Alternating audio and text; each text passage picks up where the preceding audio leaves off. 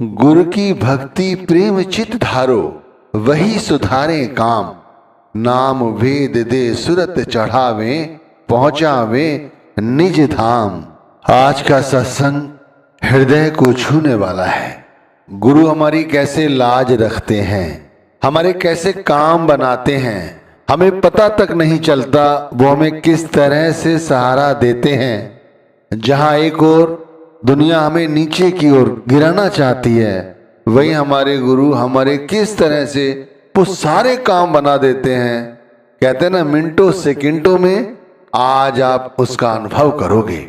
इसे सुनकर हमारे हृदय में गुरु प्रेम बढ़ेगा, गुरु का ध्यान बढ़ेगा, गुरु पर विश्वास बनेगा।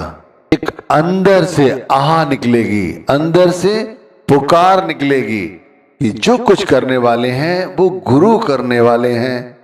दुनिया के काम धंधे तो दुनियादारी के ही हैं, चाहे कैसे भी हों। जब हमारे गुरु हमारी सूरत को उस लोक तक, जिसे सचखंड कहते हैं, जिसे पांचवा लोक कहते हैं, जब उस धाम तक हमारी सूरत को चढ़ा देते हैं, उस लोक के जो रहस्य हैं उनको एक एक करके उनके पर्दे खुलते चले जाते हैं। जैसे भंवर गुफा में सोहम की जो शब्द धुन है वो हमें सुना देते हैं। बैठे बैठे इसी शरीर से 9 द्वारों से ऊपर सूरत आकर ऊपर की ओर और ऊपर की ओर चढ़ती चली जाती है। पहले लोग से दूसरे लोग, दूसरे से तीसरे, तीसरे को पार करते चौथे और 5वें लोग तक पहुंचकर हमें वो सब रहस्य समझा देते हैं जिन्हें हजारों करोड़ों अरबों जीवात्माएं आती हैं, जाती हैं और फिर 84 का हिस्सा बनती हैं। जिन्हें ये भेद पता नहीं चलता वो हमें गुरु समझा देते हैं। तो भाई, ये दुनियादारी के जो काम हैं वो तो सुधार ही देंगे।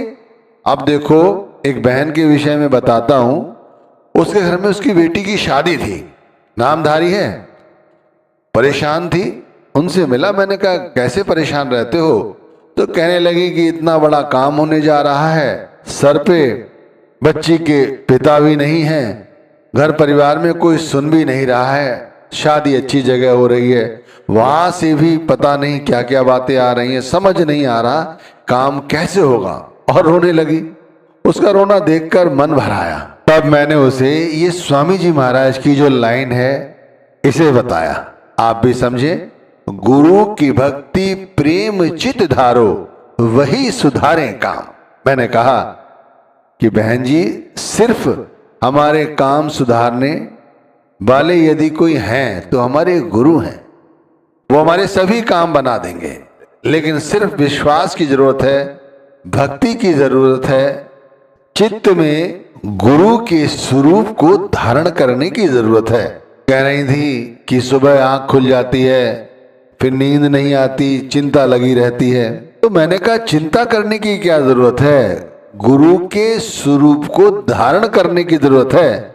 चिंता गुरु के स्वरूप को धारण की करो कि गुरु का स्वरूप ध्यान में आए, ऐसी चिंता करो कि गुरु भक्ति बढ़े, गुरु पर विश्वास बढ़े।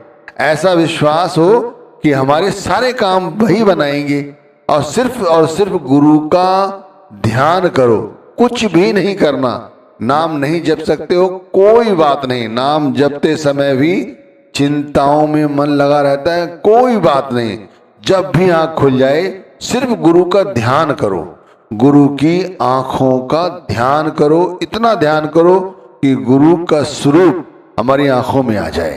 देखो, जहां हमारा ध्यान होता है वैसे ही हम वार्तालाप करते हैं, वैसे ही हमारे विचार बनते हैं और वैसा ही हमारा जीवन चरित्र बनता चला जाता है। और एक दिन हमारा जब अंत होता है, जब शरीर यहाँ से मिट्टी में मिलता है और आत्मा ऊपर, कहते हैं परमात्मा में विलीन होती है, उस समय भी हमारे यही ध्यान, हमारे यही कर्म हमारे काम आते हैं। कहा है ना कबीर साहिब ने, जह आशा तह वासा होई, मन वच कर्म सुमरे जो कोई, दे धरे कीन्यु जिम आशा, अंत आए लीन्यु तह वासा। अब आशा है, विश्वास है कि मेरा पड़ोसी मेरा काम कर देगा, ये मेरा रिश्तेदार ये मेरा काम निकाल देगा, तो भाई इन लोगों से आशा या इन लोगों पर विश्वास रखने से अच्छा है गुरु पर विश्वास रखो ना।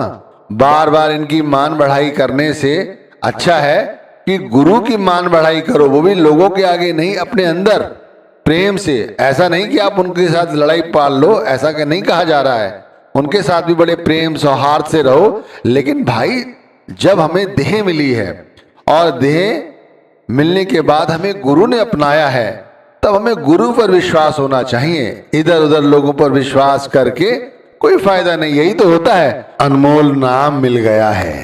तो भाई जो उन्होंने तरीका और साधन समझाया है उस तरह से रहो, उस तरह से जीवन चरित्र बनाओ अपना। इस तरह से इस शब्द में अपने आप को जज्ब कर दो कि बार बार इस 84 का हिस्सा ना बनना पड़े। कहा है सो गुर करो जे बहर न करना, सो पद रहो जे बहर न रवना, सो ध्यान धरो जे बहर न धरना, ऐसे मरो जे बहर न मरना। तो कहने सो ध्यान धरो। इस तरह से मैंने उस बीवी को समझाया कि सिर्फ और सिर्फ गुरु का ध्यान करो। ऐसे ध्यान करो कि वही हमारे सारे काम पूरे करेंगे जो हमारे पास है। इसी में ही देखो किस तरह से बरकत आती है, किस तरह से काम बनते चले जाते हैं, कैसे कैसे लोग आएंगे, कैसे कैसे तुम्हारे कामों को मिनटों सेकंडों में पूरा करते चले जाएंगे, पता नहीं चलता। वही रिश्तेदार, वही पड़ोसी, वही दोस्त, उन सबकी मति ऐसी फिर जाती है कि गुरु ने खुद हमारे दरवाजे पे ले आते हैं और वो कहते हैं लाओ हमें काम बताओ, और काम करते चले जाते हैं और काम बन जाते हैं। ध्यान रखना, ये सुमिरन करना और ये ध्यान करना ये कभी निष्फल नहीं जाता। कहते हैं अगर ये ध्यान और ये सिमरन व्यक्ति मर रहा हो, बीमार हो, किसी व्यवस्था में जैसे सो रहा है, सोते सोते भी नाम जपते हुए सोता है, तब भी ये निष्फल नहीं जाता। मैं कहता हूं बहुत से लोग रेलगाड़ी में जा रहे होते हैं, रिक्शे पे बैठे होते हैं, कार चला रहे होते हैं, मोटरसाइकिल चला रहे होते हैं, बीवियां घर में खाना बना रही होती हैं, कपड़े धो रही होती हैं, ऑफिस में बहनें काम कर रही होती हैं, गुरु का ध्यान करती रहती हैं, नाम जप करती रहती हैं। ध्यान रखना ये कभी निष्फल नहीं जाता। सुमिरन का हल जोतिए बीजा नाम जमाए, खंड ब्रह्मांड सूखा पड़ा तहु न निष्फल जाए। ये नाम रूपी सुमिरन ध्यान ये कभी निष्फल नहीं जाता। जब भी समय मिला करे तब भी गुरु के स्वरूप का, गुरु की आंखों का, विशेष तौर से गुरु की आंखों का ध्यान किया करो। और ध्यान ऐसे लगाओ जैसे कि हम गुरु के संग हिल मिल रहे हैं, गुरु से हमारी बहुत अच्छी मित्रता है, प्रेम है, सौहार्द है, विश्वास है। कभी वो हमारे परमात्मा बन जाते हैं, है ही परमात्मा वैसे तो। कभी हमारे पिता हैं, कहीं हमारी माता हैं, कहीं हमारे बहन हैं, कहीं हमारे भाई हैं, कहीं हमारे मित्र हैं। इस तरह से हिल मिल करके रहो और अपनी सूरत को खींचो ऊपर की ओर, उस ज्योत की ओर, उस तिल की ओर। इस तरह से करोगे तो ज्योत में समा जाओगे, तिल में समा जाओगे। सहस्दल कवल पर ऊपर की ओर ध्यान चढ़ेगा।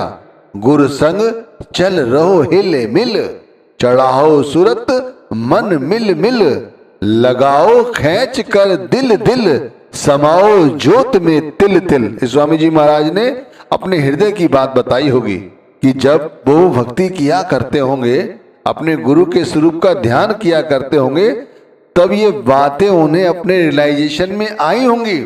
वही बातें हमारे साथ भी हैं भाई।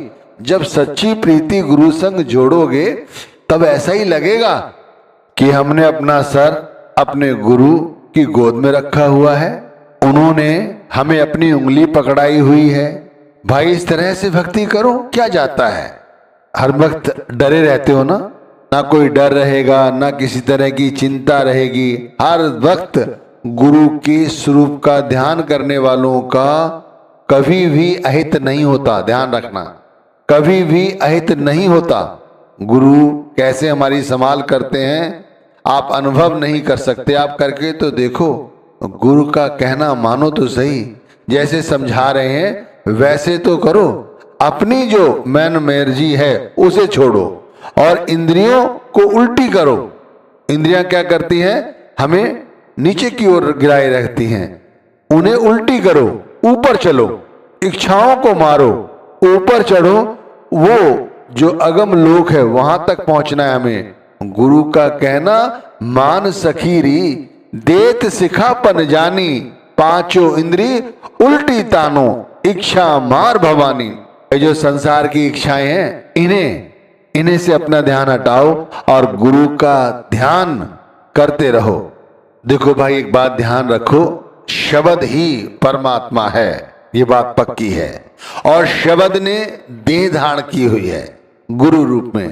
तो गुरु के स्वरूप का ध्यान करना, यानी उनकी चेतन आंखों का, उनके ललाट का ध्यान करना हमारे लिए सर्वोपरि भक्ति है। अगर सुबह उठकर रात्रि के तीसरे पहर तुम सिर्फ आंख बंद करके सिर्फ गुरु के ध्यान करते रहो, तब भी आगे का जो भक्ति भाव है अपने आप बढ़ता चला जाएगा।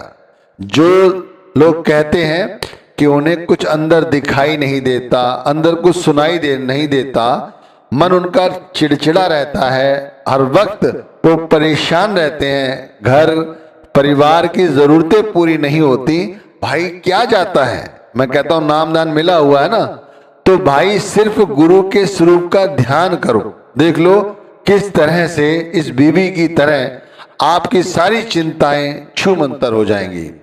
कुछ दिनों बाद वो बीबी मुझे मिली, वो बड़ी खुश थी और हम मेरे सामने हाथ जोड़कर कहती है, धन्य है आप, आपने तो हमारी जिंदगी ही बदल दी। हमने कहा ऐसा क्या हुआ भाई? तो कहने लगी, शादी तो अच्छी हुई, बहुत अच्छी हुई, बस आपने हमें ये और बता दिया कि हमें आगे का जीवन कैसे जीना है। और फूट फूट कर रोने लगी।